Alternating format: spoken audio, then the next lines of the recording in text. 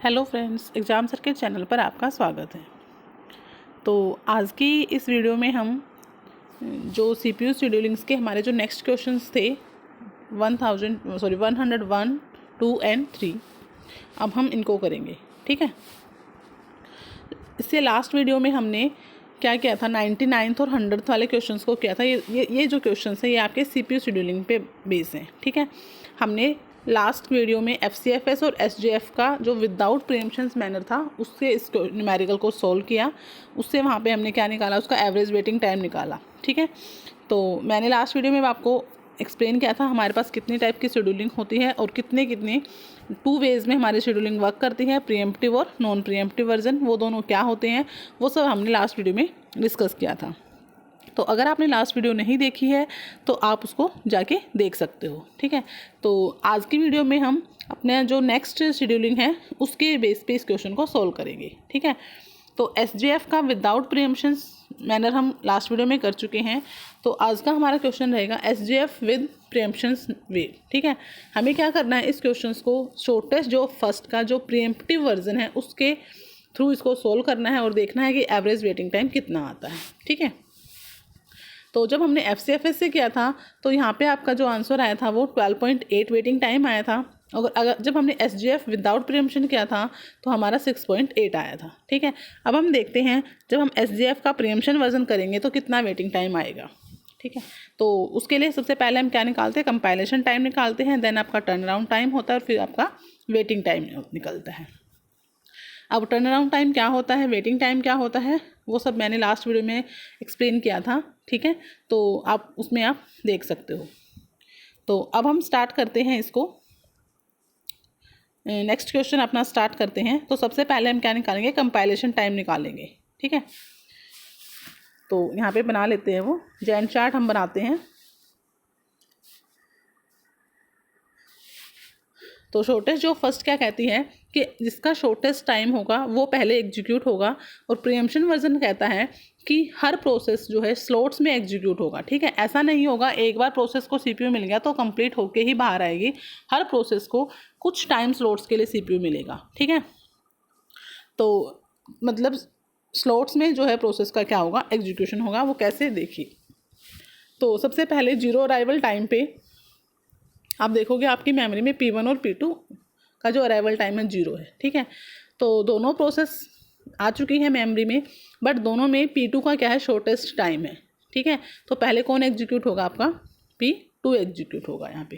ठीक है, तो 1 टाइम स्लॉट्स के लिए हम एज्यूम करते हैं कि जो टाइम स्लॉट्स होगा वो 1 का रहेगा। ठीक है, तो सबसे पहले 0 to 1 टाइम्स तक के लिए आपकी P2 एग्जीक्यूट होगी। बट आप देखो 1 टाइम तक आपकी मेमोरी में कोई नई प्रोसेस नहीं आई है, सिर्फ P1 और P2 ही आपकी मेमोरी में है। ठीक है, तो अब इन दोनों में क्या होगा, P2 का ही शॉर्टेस्ट रहेगा। 5 था, उसमें से उसने 1 अपना एग्जीक्यूशन कर लिया तो 4 रह गया। तो P1 का 10 था और P2 का 4 हो चुका है, तो अब भी हमारा P2 का ही शॉर्टेस्ट है। तो नेक्स्ट स्लॉट्स में भी आपकी कौन चलेगी, P2 ही एग्जीक्यूट होगी। ठीक है, तो अब 2 टाइम्स पर आपकी मेमोरी में P3 भी आ चुकी है। ठीक है, P3 का अराइवल टाइम कितना है, 2 है, और P2 का अब रिमेनिंग टाइम कितना रह गया, 2 टाइम्स उसने एग्जीक्यूशन कर लिया। अब P2 का कितना रह चुका है, 3 रह चुका है एग्जीक्यूशन टाइम। ठीक है, और P3 जो है मेमोरी में आ चुकी है 2 टाइम्स पे। अब आप देखो आपकी मेमोरी में P1, P2 और P3 तीनों हैं। अब इनमें आप देखोगे कि P2 ने भी एग्जीक्यूशन किया है, तो अब कौन एग्जीक्यूट होगा, आपका P3 एग्जीक्यूट होगा।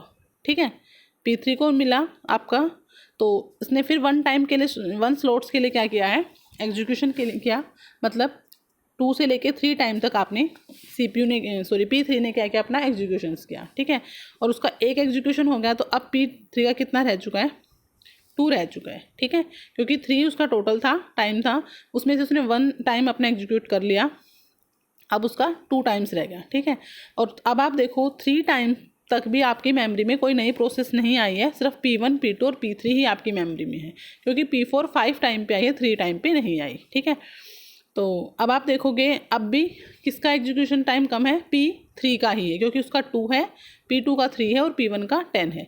तो इट मीन्स अब P3 का ही शॉर्टेस्ट टाइम रहेगा। तो अब P2 है अपने नेक्स्ट स्लॉट में भी अपना P3 एग्जीक्यूट होगा, ठीक है, और उससे नेक्स्ट में भी क्या होगा, P3 ही एग्जीक्यूट होगा। मतलब अब नेक्स्ट जो हम आपके 5 टाइम्स तक आपका क्या चलेगा, यहाँ पे P3 ही क्या होगा, एग्जीक्यूट करेगा अपना, ठीक है। मतलब 2 स्लॉट्स उसने अपना चला, क्योंकि उस दोनों टाइम तक कोई भी नई प्रोसेस मेमोरी में नहीं आई, तो आपका P3 ही क्या रहेगा, कंटिन्यू रहेगा। अब 5 टाइम पर आपके P3 तो एग्जीक्यूट हो गई, कंप्लीट हो चुकी है P3, तो P3 का यहाँ पे कंप्लीट हो गया। नेक्स्ट आपकी 5 टाइम पे P4 भी मेमोरी में आ चुकी है, ठीक है। अब P1, P2 और P4 तीनों प्रोसेस आपकी मेमोरी में हैं, बट तीनों में अब किसका शॉर्टेस्ट टाइम है, P1 का 10 है, P2 का 3 और P4 का 20 है। तो मतलब P2 का क्या है, शॉर्टेस्ट टाइम है। तो अब नेक्स्ट किसको CPU मिलेगा, P2 को मिलेगा। कौन एग्जीक्यूट करेगा, P2 एग्जीक्यूट करेगा। अब देखो नेक्स्ट जो टाइम रहेगा 5 से लेकर 6 टाइम तक कोई नई प्रोसेस नहीं आई, P2 ही एग्जीक्यूट होगा। 6 to 7 भी जो नेक्स्ट स्लॉट होगा 6 to 7 का, उसमें भी आपका कौन होगा, P2 ही रहेगा। और नेक्स्ट आपका 7 to 8 का जो स्लॉट होगा उसमें भी आपका P2 ही रहेगा, क्योंकि 8 टाइम्स तक आपकी मेमोरी में सिर्फ P1, P2 और P4 ही है मेमोरी में, और इन तीनों में आपका P2 का एग्जीक्यूशन टाइम कम है। तो नेक्स्ट जो 3 स्लॉट्स होंगे उसमें आपका P2 ही कंटिन्यू रहेगा, ठीक है, क्योंकि P1, P2, P4 ये 3 ही प्रोसेस मेमोरी में हैं, और तीनों में P2 का जो है शॉर्टेस्ट टाइम है, तो कंटिन्यू P2 एग्जीक्यूट होगा, ठीक है। अब आपका जो P2 है वो भी क्या हो चुका है, यहाँ पे एग्जीक्यूशन अपना कंप्लीट कर चुका है। 8 टाइम तक P2 ने काम किया। अब 8 टाइम तक आपकी मेमोरी में सिर्फ P1 और P4 ही है। P5 10 टाइम पे आई है, 8 टाइम तक सिर्फ 2 ही प्रोसेस मेमोरी में है। अब इन दोनों में शॉर्टेस्ट किसका है, P1 का ही शॉर्टेस्ट रहेगा, ठीक है। तो अब नेक्स्ट जो स्लॉट्स होएगा उसमें कौन एग्जीक्यूट करेगा, P1 एग्जीक्यूट करेगा। तो 8 to 9 वाले स्लॉट्स में आपकी P1 चला, ठीक है। 9 टाइम पे भी कोई नई प्रोसेस नहीं आई मेमोरी में, तो नेक्स्ट स्लॉट जो 9 to 10 वाला है उसमें भी आपका कौन एग्जीक्यूट करेगा, P1 ही एग्जीक्यूट करेगा, ठीक है। मतलब 2 स्लॉट्स तक आपका P1 एग्जीक्यूट करेगा। तो अब P1 का कितना रिमेनिंग टाइम बच गया, 8 बच गया, ठीक है, क्योंकि नेक्स्ट जो 2 स्लॉट्स थे उसमें कोई नई प्रोसेस नहीं आई मेमोरी में, ठीक है, और जो प्रोसेस ऑलरेडी मेमोरी में थी उनमें P1 का ही एग्जीक्यूशन टाइम जो था सबसे कम था, ठीक है। अब आप देखो 10 टाइम्स पे आपकी मेमोरी में P5 ने भी एंट्री ले ली है, ठीक है। 10 टाइम पे P5 आ चुकी है, तो अब आपकी मेमोरी में P1 भी है, P4 भी है और P5 भी है। अब इन तीनों में शॉर्टेस्ट टाइम किसका है, P5 का है, ठीक है। तो अब कौन एग्जीक्यूट करेगा, P5 एग्जीक्यूट करेगा, ठीक है। नेक्स्ट जो स्लॉट था 10 to 11 वाला, अब इसमें देखो इस तीनों में P5 का ही कम है टाइम, तो P5 ही क्या रहेगी, कंटिन्यू करेगी। तो P5 का 2 टाइम्स है, तो 10 to 12 वाला जो स्लॉट्स रहेगा इन दोनों स्लॉट्स में आपकी P5 क्या होगी, अपनी एग्जीक्यूशन अपना करेगी, ठीक है। अब आपकी मेमोरी में P1 और P4 बचा। अब नेक्स्ट शॉर्टेस्ट टाइम किसका है, P1 का है, P4 का 20 है, तो P1 का 8 है। तो अब नेक्स्ट कौन कंटिन्यू करेगा, P1 को मिलेगा, क्योंकि P1 का ही शॉर्टेस्ट रहेगा P4 से। तो अब जो है 8 स्लॉट्स तक आपके, नेक्स्ट 8 स्लॉट्स तक आपकी P1 चलेगी, ठीक है।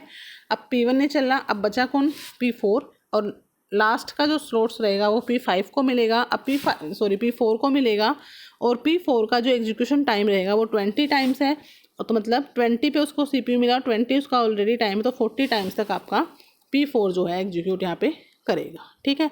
तो अब आप देखोगे जो P3 है उसका जो कंपाइलेशन टाइम है वो 5 टाइम है, P2 का 8 रहा यहाँ पे, P1 का 20 रहा, P5 का 12 और P4 का 40 रहा है, ठीक है। तो ये हमारा कंपाइलेशन टाइम आ चुका है सभी प्रोसेस का। एक बार हम इसको टेबल की फॉर्म में ही लिख लेते हैं।